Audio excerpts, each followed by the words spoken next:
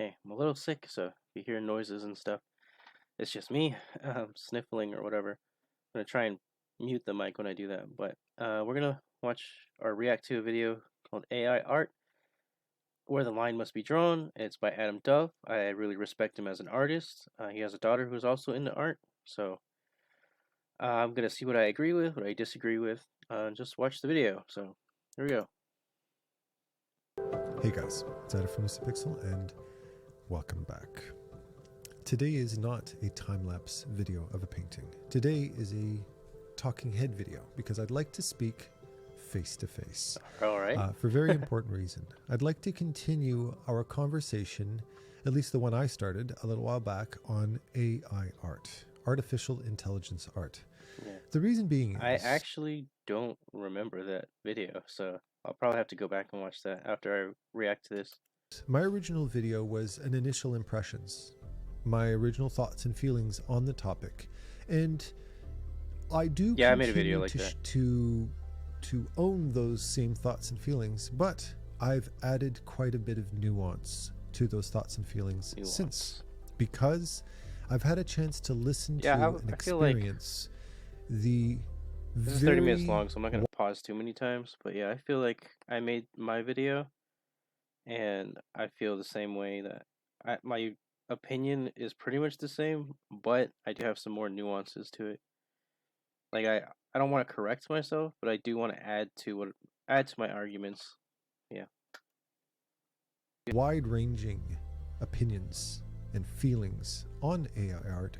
There is, yeah. Every artist on the platform that I've listened to on it.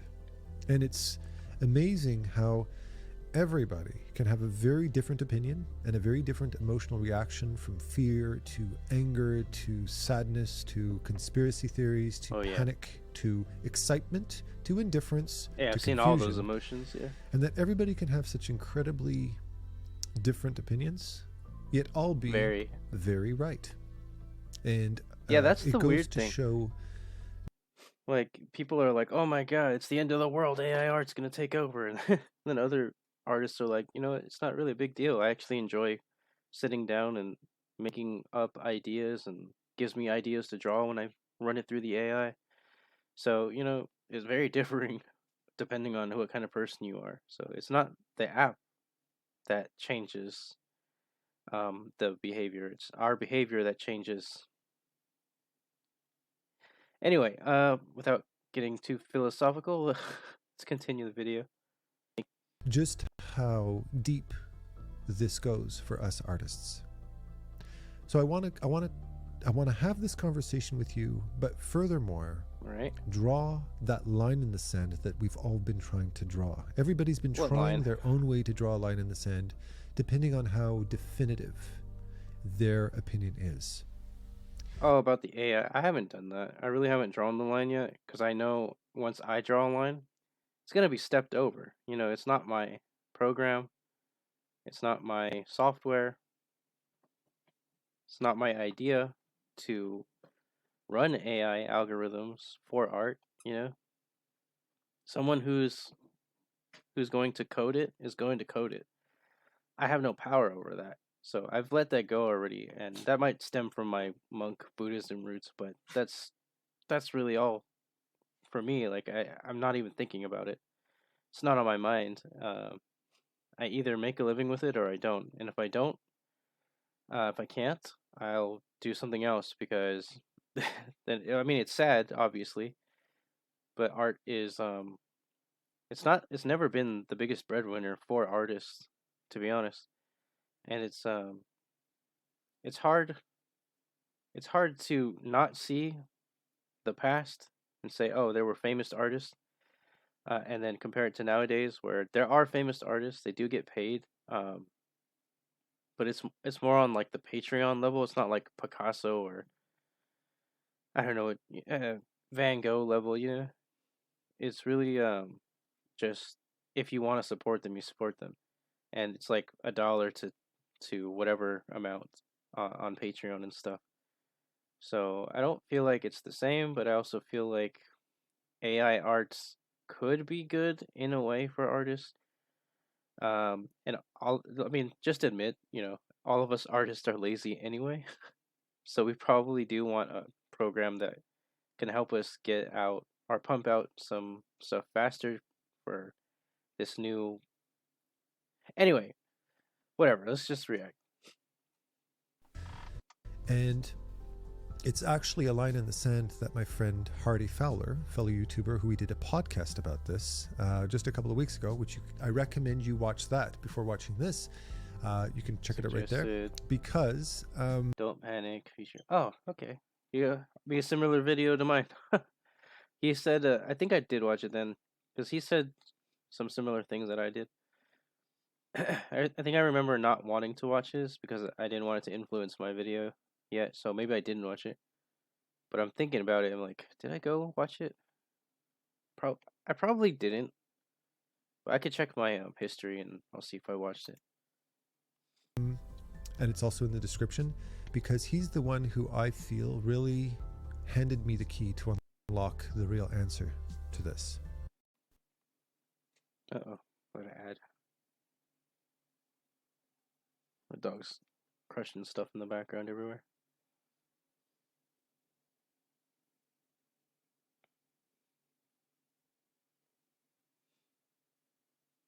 I think my internet disconnect. Come back. Come back, internet. Also downloaded a game, so that probably threw it off. No, I don't want to play the game right now.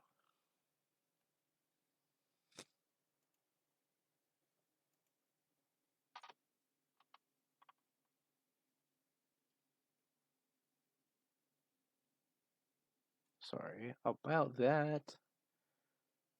They disconnected me from your video, Adam. I'm so sorry.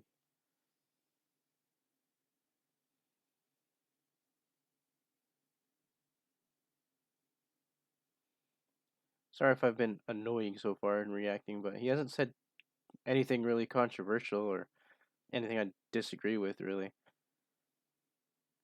I mean, I guess the line that has to be drawn is where we might disagree, but I don't know where that line would be for him. I'm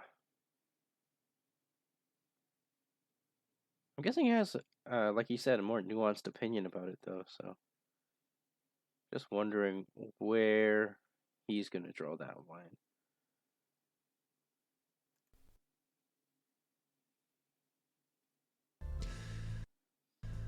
So, where do I start? Well, Quality went down.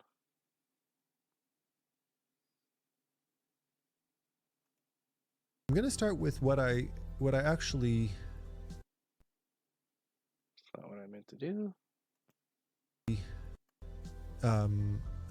Conveniently watched just because it showed up on my YouTube feed only a few hours. Okay, we'll go up to 720 again.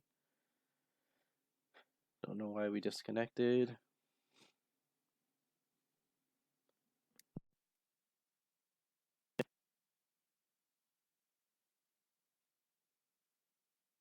Hours before I sat down with Hardy to have that conversation. I watched a video on a topic that I find very fascinating and very evocative and very intriguing: art forgery. Oh yeah, real live art forgery. And I've watched several. There's the Forger's Masterclass, a former art forger who was caught and went to jail and then decided to teach people his techniques on how to learn from the masters. And this was another art forger. I can't remember what his name is, but a very successful one who managed to fake Picassos and Modiglianis and Sargents. wow. Quite an accomplished forger. And it made me think, why is that wrong? When, if you think about it objectively, I haven't heard a single artist not claim, myself included, that they don't steal from other artists. Artists steal all the time, in a sense. I quote David Bowie, who was interviewed once and said, yes, I steal from everybody. Steal art, yeah. I steal from a multitude of different things simultaneously, package it together, sprinkle a little bit of David Bowie magic and call it my own. He creates everything that way. Everything that I create has been referenced and in a sense, stolen from multitudes of different artists. Yeah, that's how you're a good artist. So what makes a forger so terrible? Because it's the Well, exact same product. What makes a forger, as opposed to just somebody Almost. who is referencing and inspirationally stealing from different sources, is not the art The dog is so squeaky. theft. It's the identity theft. Right? A forger is perfectly welcome to do something in the style of their favorite stealing artist. an artist My art is identity, very basically. much a culmination you. of Miyazaki and Frazetta and Bekshinsky and many other artists. You know, Marcin Nagraba, the guy who does those paganistic type of costume designs, and you name it. I have an entire very elaborate reference Pinterest board and stuff like that, which is my fuel for art. I am in essence stealing from a bunch of people. Crossing the line is when I claim to be somebody else, when I claim to own a piece from somebody else. That's identity theft. And it's the identity that makes the artist, is it not? Because that identity isn't what they produce. The identity makes the artist. So I guess what he's saying is, if you're you and you make a piece of art, that piece of art is connected to you, and it is you basically because it came from you. Someone else comes along and claims that's mine. It might not even mean something to them, or it might mean something different entirely, and they go around spreading that. Yeah. That's a tangent. I'm not saying that's what he's saying. But it seems like basically that the thief or the copyright artist claimer, been on YouTube too long. Anyway, the thief of the art, the impersonator. The impersonator is trying to be you or claiming to be you while being a totally different being. So yeah, I think that's what we're getting at.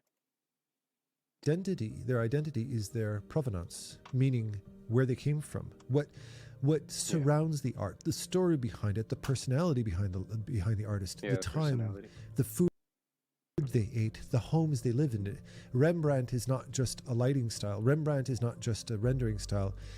He is a mark of the times. He's a mark of his culture and his relationship with his mother and the type of lighting situation he had in his house at the times, depending on the era he came from and how that influenced how he created and how he observed the world, and it's his personal philosophy and the conversations that he had with his friends, and not to mention all of the struggles and ups and downs he had throughout his career, the successes and failures. I'm not just a drawing. I'm an entire identity tied up in my art. I am a culmination of the people I love and hate. I am a culmination of the things that I care for, and the things that disgust me, and the things that excite me, and the things that... He's a deep guy, though. He'll talk about stuff like that and get in your head. He's really good at getting the emotions going in your head and inspiration and stuff. There's people talking so much outside. I'm really hoping they stop talking soon. My phone went off, and we're going to continue the video anyway. For me, and the things that make me sad. I am a very complex creature, and my art is a manifestation of that. When you claim to be somebody else, you're not just stealing their art, you're stealing their existence. In fact, I would argue that you're stealing the very thing that I would argue, and that I talk to my students about, is the most important thing to myself, to them, and every other human being on this planet. Yes, that's a very big claim.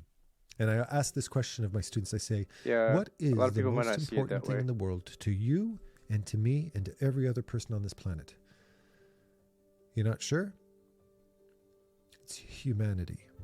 Humanity is the most important thing to you and I. Ask yourself the question, why are we so intrigued by The Walking Dead? Why are we so fascinated with the pyramids of Egypt? Why are we so? Why do we hold such sentimental value? Okay. Why do we value I think that's a bold antiques, claim. Because, I mean, there's family psychopaths heirlooms? exist. Why does it I matter don't know, so though. much to me that these rings that I wear are handmade? Why do I pay for that? Why do I value that fact? Because it's not something that was made by a machine. It was something that was made by a human. So when I put this ring on, and I look at this ring over here, okay? When I look at it, I don't see perfection. Showing off the bling. I see excellence.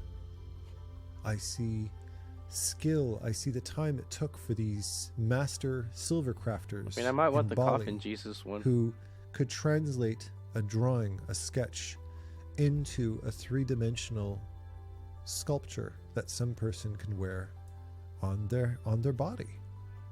And I feel that artist's connection. In fact, this one is very special to me because I Coffin designed Jesus. this one. I did. Okay. And I'll get back to that in a sec. Sorry. So to me, I'm an artist who is hired by cool, though. Clocks and He Colors, designed his own by ring. Vitali, One of his own rings. because I reached out to them and I asked, and he was super awesome and let me. And I created designs for him. And then months later, maybe a year later, he let me know that it was created. And I got to see and finally one day open up the box and put this on my finger. And if you think about what this ring represents to me as an artist, as a person, I'm an artist who spent his entire life developing an aesthetic style, developing a voice artistically. I recognized a kindred spirit in terms of an artistic aesthetic in Clocks and Colors, in Vitali, in All right, Ida Love. this is he's getting in the emotional feels right now. He's kind of on like this thought train, I'm guessing, but like he already stated the point to him, so his point is humanity. That's stop squeaking. He pointed humanity out is that as his reason, and okay. Oh my god, stop it. As his reason, and he every time I talk, go, Jesus. But yeah, I love my dog. But anyway, where was I? Yeah, his reason's humanity, and that's why he likes art. That's what his line in the sand is when you try to, I guess, take away that humanity is what he's gonna get at eventually, probably. We'll see. Does that have chapters? I don't know. It's not loading down there yet. But we'll see. Companies that produce this jewelry, and reached out to him and said, could I do a design for you? I really click with your aesthetic style. And he looked at my work and he said, yeah, I see that. And he gave me this opportunity. And I spent weeks designing all of these different rings and jewelry and stuff like that. We settled on a couple of finals. And then months later, he sent this design to somebody in Bali, on the other side of the planet, excuse me, in India. And don't worry, I got the sniffles right now. And you're good, buddy. Crafted a mold and filled it with silver and sculpted it and added all of the fine details to it, and then polished it up with his polishing cloth, put it into a box, sent it back to Canada, and then they shipped it off to me from Ontario. I'm in Montreal, and I open up the box, and there it is. There's this creation. Okay?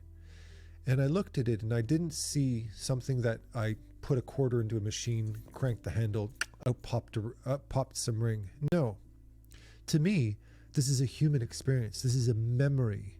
There is a human connection in this thing that I have created. That's true. And as an artist, one of the most important things. I take care of my prayer beads that my girlfriend gave me more than the ones I bought for myself.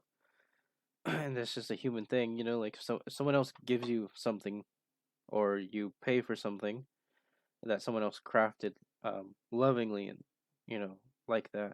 and you know it's handmade, and it does make a difference. So yeah, he's right on that point. Um, you do have more of a connection with things that are handmade, or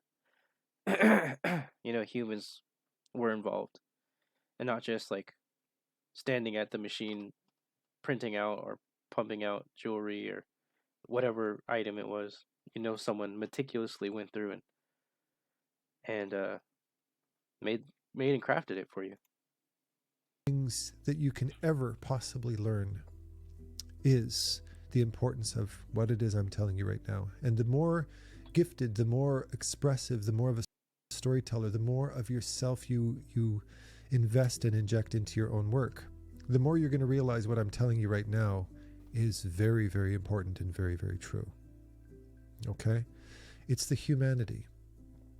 And stealing somebody's name is stealing their humanity. It is stealing from them the most precious thing that they own, the most important precious thing that anyone Okay. will own. He doesn't mean, just to clarify, when he says name, he doesn't mean like your actual name. He means like your everything about you, like your status, your not your social security, but like basically whatever you've done. If someone uses your name, has taken your identity, so to speak, as that important person who made this thing, that's what he means. He doesn't mean like your literal name. Like my name, my name in real life is Aaron. There's a bunch of Aarons. They didn't steal my identity. But yeah, that's what he's talking about. Just in case you were confused. You probably weren't, but that's what he means. Pay attention to everything in the world, from relationships to the way people talk, to the way people express, to the way people eat, to the homes and the environments that you enter, to the lighting in your room, to the plants on the walls and sitting on the floors, to the animals and the creatures that you have a relationship with or not, to the people who you love and hate, to the locations that you love going to and hate going to the experiences that give you joy, to the experiences that make you sad, to the experiences that make you feel terrified.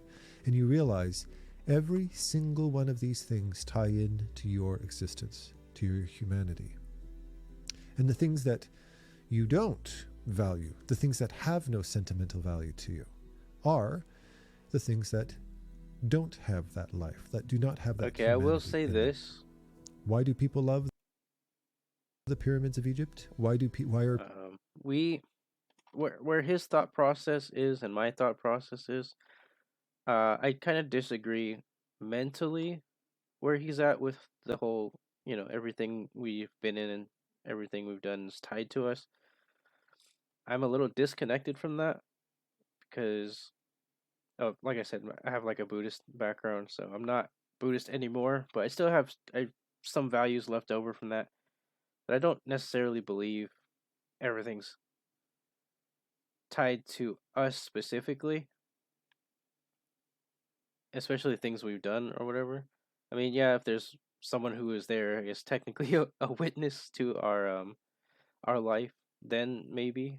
But for lack of a better way of saying it, they're just memories, and they are in our brain, and our brain's technically connected to us. So I guess he's right, but I guess in a metaphysical sense, he's also talking about it. So, but from a more level-headed perspective, I guess just not really, not really a thing. Our thoughts are our thoughts, our memories are our memories. We are ourselves, and we can change ourselves whenever we want. And yeah, I don't I don't think he's really arguing that though, so I'm not gonna like get on his case or anything. And because plus I said we have differing opinions, so it's not gonna be detrimental if he has a different opinion. So I'm not worried about it.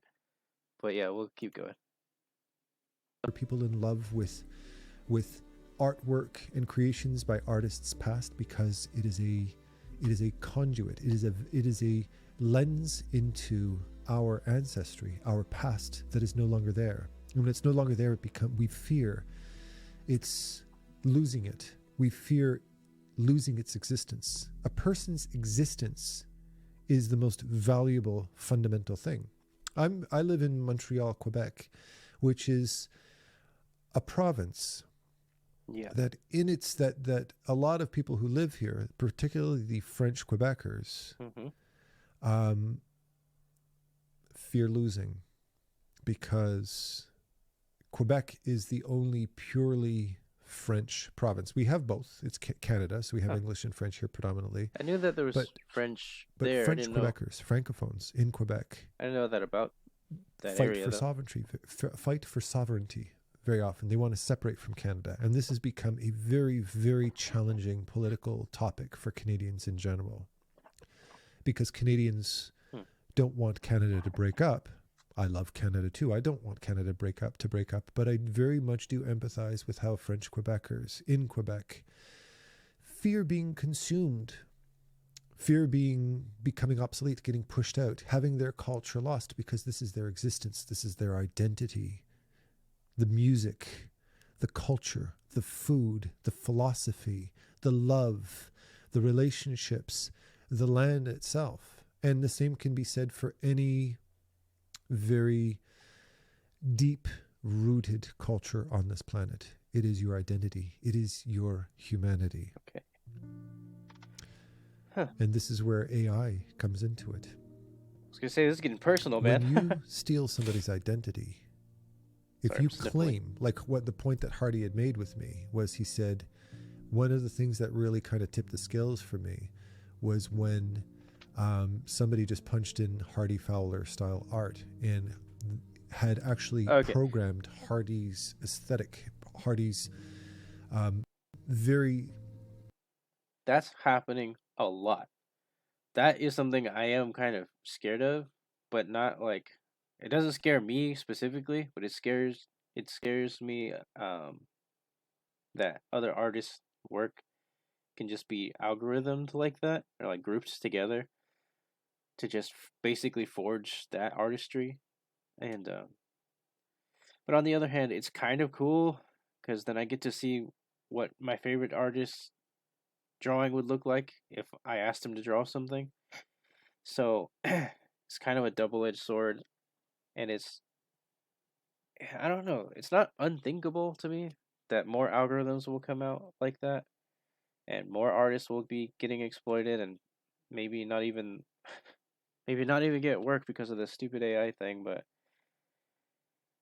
I don't know.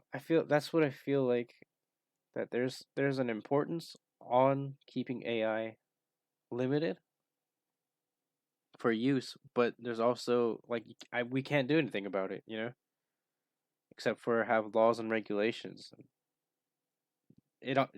Laws never are appealing to anyone when they come out. It's gonna suck for both the artists and the people who want the AI programs out. Like, either you'll have to pay for it and then pay the artist for their style, or something else is gonna happen. But technically it's not their art. It's generated by the AI machine. So that is a problem. Long earned skills into this algorithm, and it pumped out something that could possibly be made by him, right? And he said, I'm sure if you put more work into it, they would probably be able to do a better job. But something felt wrong about that, he said. He couldn't quite put his finger on it, but it crossed a line for him. And that's what gave me pause. That's what made me think. And I realized, by just doing Hardy Fowler art, the act of just copying somebody or copying somebody's style is, look at manga, look at anime, look at Disney art. That's literally copying Disney. That's literally copying every other anime artist out there. That's why 99% of my students always have anime, manga portfolios. Do I call them all thieves? No. They're inspired by a very specific niche style of art. There's nothing wrong with that. But if my student said to me, oh yeah, I did that, that's my art. And I said, yeah, but I can tell that's Bobby Chu's painting. I've seen it. I know that's Bobby Chiu's work. You're claiming to have a style. You're claiming to own something that somebody else did, who I know. You are literally pretending to be somebody else. That's identity theft. That steals a person's humanity. That steals I a don't person's disagree with that, to existence be honest. and profits from it. When it comes to AI art, that's the problem. When AI art becomes forgery, when AI art becomes the theft of somebody's identity, saying, yes, I own an authentic Adum Duff creature design over here. Yeah, that's mine. And then Adam looks at it and goes, the fuck I did? I never drew that. And this is why artists have such incredibly strong emotional reactions to those claims. Yeah. And art, what makes art I'm a art little more is not just the image. It's not, that's just the empathetic shell of to what that. it is. I'm a little more empathetic to that cause. Now, stop squeaking. To that cause.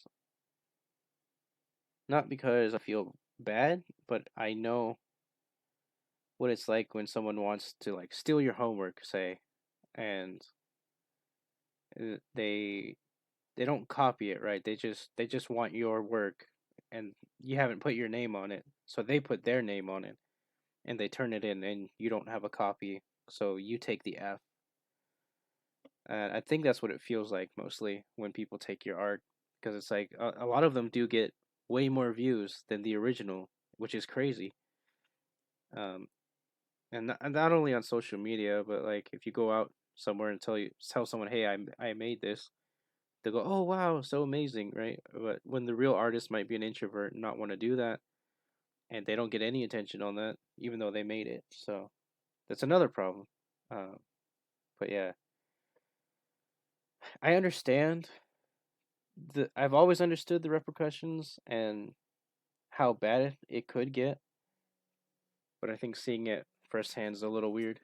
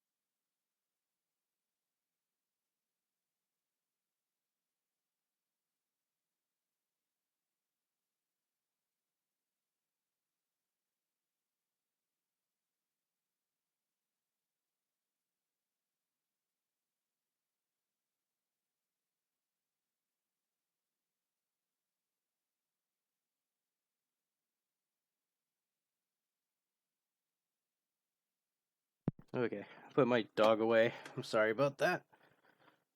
And my wife called. She wants to do laundry. I'm gonna finish this video. I am no more an illustrator as I am a jewelry designer. I hold both of these things in equal regard because they both came from me. They're things that I'm proud of. And in fact, the fact that I had the opportunity to be able to collaborate with so many other gifted people makes this even more precious to me. And when I look down at this ring, it has great sentimental value to me. And that's the line that can't be crossed. That's where us artists have to say, stop. You've gone too far. And that line at that particular point is not just an ethical line. It's a legal line. It's identity theft. And that should be addressed and handled swiftly and legally, in my opinion. Okay, he's making a really convincing argument. And anything I say would be opinion, to be honest. In opposition Right now, I can't even think of like a devil's advocate argument for the sake of it. Right now, this actually sounds solid, legit. You know, it doesn't sound like bullshit. So it sounds like yeah, we it needs to be like I said, it needs to be regulated. But when the law comes, trust me, neither of us, the artist or the thief, is gonna like it. If anybody claims to own you, then they're stealing your identity, and that is by definition of the law illegal. So that said, where in all of this can AI art be exciting? And where it excites me is in regarding it as a very powerful extension to what we already do every single time we sit down to draw. Yeah, that's a good way Reference. of putting it. One of the biggest challenges that us artists can face, particularly when we're telling a very specific story, creating a very specific work of art that has very specific criteria, is getting access to accurate, reliable information. A very good example is my painting Mavka or Rusalka, which is four nude women swimming underwater in some swampy water who are drowning a man, tangling a man in their long hair and drowning him to death. One must ask the question, where does that reference come from? Well, do you see any life-sized aquariums behind me with nude women swimming in it with excessively long hair? No, you don't. So how did I paint that with any level of realism? I had to reference it. Where did I find those references? How do I get those specific poses? How do I get those specific appearances? How do I pose them together in a way that creates a nice fluid composition that allows the eye to travel through the composition in a Internet, nice other way? artists, A references. lot of time and effort. And I had to jump through quite a few loops just to get the right proper references in the most ethical ways, because I needed access to something that I didn't have immediate access to. So getting those references together was a very painstaking, laborious process to get something that I could rely on to be able to produce that work of art. Getting access to incredibly specific, diverse visual reference is extremely challenging, and being able to tap into a resource that would allow me to I mean, enter sometimes. in a couple of criteria and find very, very specific image references is an absolute godsend. Ergo Josh did a video recently where he talked Oh, about how the AI, much yeah. art has evolved as a result of our ability to research things online. I remember what the world was like for an artist back in the 1980s and 90s, when we didn't have access to these image references. We didn't have access to this information. We didn't have access to these things as quickly and as efficiently as we did today. And you can see that art has grown very quickly. We have benefited hugely from this access, not to mention our ability to mix mediums from photography to photo bashing to 3D to 2D, to be able to compile them together to create imagery that we couldn't even imagine creating. And Yeah. one I've done a few Ergo photo Josh, I bashes. recommend checking out his They video look right better over than my here, normal art. spoke about somebody he had spoken to who said, if I look back at the artwork that I was producing at this age, at this time, I probably wouldn't have gotten a job back then because the standard has gone up so quickly.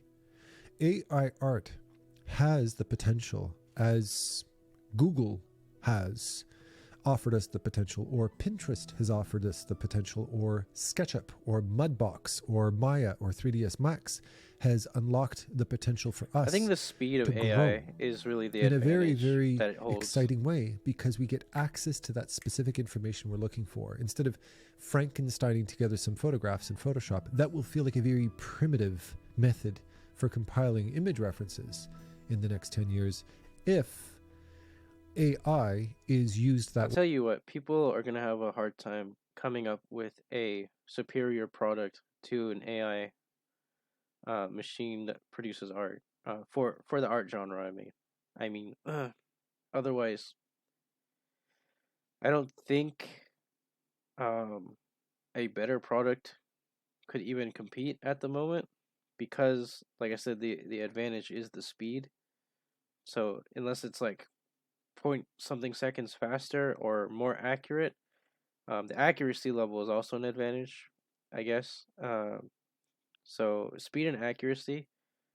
If you found a AI bot that could do both of those, like without flaws, then I could see it being like this powerhouse of a product.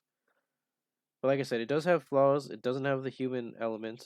I said it in another video, and what he said basically was like it is kind of identity theft if you're trying to make art like another artist. So that is weird, and that is legally um, binding. You shouldn't be doing that.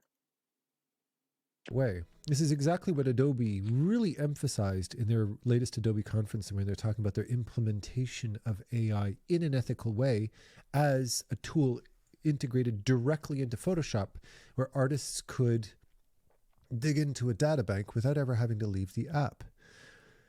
This excites me. And I'm also very reassured that Adobe is keeping their enemies closer. They're smart about this. They understand the fact that AI is here. Like it or not, trillions of dollars have been invested into AI art. It is here, it is present, and it's moving forward. But an authority in art like Adobe are taking a stance. They are owning this conversation and they're implementing it in a way to show people through example, this is the ethical use of AI. And if you don't do it this way, if you try it that way, you're crossing a line and we'll sue your ass for that. So I thank Adobe for the position they're taking on this Goated. so far. I don't think that Adobe I goated. can't see them having any intention of abusing that position, but we'll see. I don't think so though. But it's also up to us as individuals to recognize when identity theft is happening. When somebody is holding up your passport and saying, yeah, that's me. Because that is trying to steal your humanity. That is trying to steal the most precious thing that you or I or any other human being on this planet will ever own. This is the foundation of who we are. And if we don't protect that, yes, terrible things will happen to us. Well, think about what it would feel like if anybody can claim to be you. If somebody can just come in and say, yeah, that's my art. And if you say, no, it's not, I never painted it. And they say, prove it. And you can't. Then it's your word against them. Wait a minute. You can prove it because it would be in your art files. Most artists go digital now. You'd be able to be able to point to your inventory and be like, it's not in there, dude. So like, I mean, you could always copy the image and then put it in your inventory, but the fact that the address is different, the IP is different. There's ways to find out, man. I don't agree with that.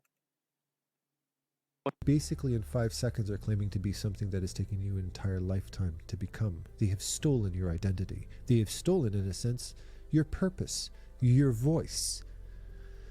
And that is very horrible. So I think all of our teachers over the years have had a very, very good point. My teacher who, for instance, was commenting on my son Lucas's math homework, she said, he'll present me with the solution, but I didn't want to see the solution. I wanted to see the process. The work, yeah. Showing the process alone is worth 20% of that mark. In my humble opinion, moving forward, it's going to need to count for a lot more than that.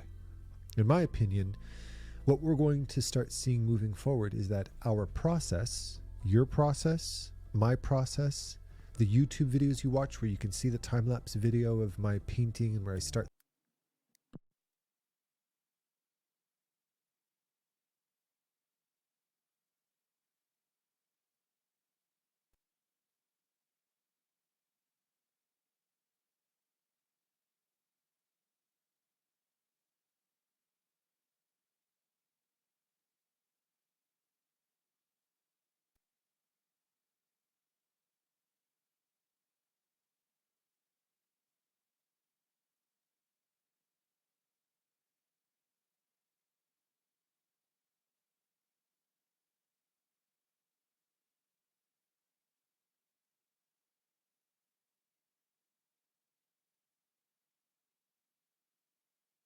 things over and where that painting evolves and where my thought process changes and where I start to gather further references and watch videos by other artists because my technique is a little bit weaker here or there, and where I reference other people and talk about different people and the relationships that I feel I've created with other artists who I've never met in my entire life, because they influence me, because they've left a lasting impact on me as an artist and as an individual.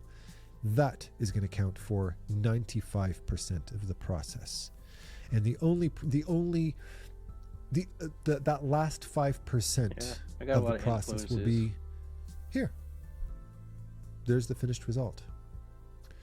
And it's the humanity in your work that is the connection.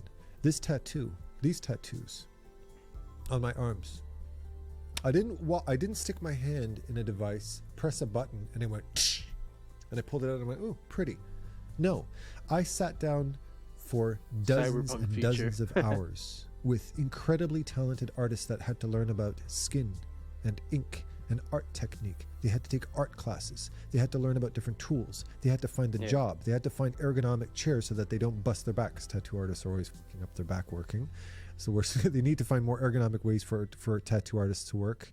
To the clients they've had to head, to the bodies they've had to touch, to the being able to professionally disassociate from the fact that you might be looking at a very private part of a complete stranger while you're doing your job, same way a doctor might.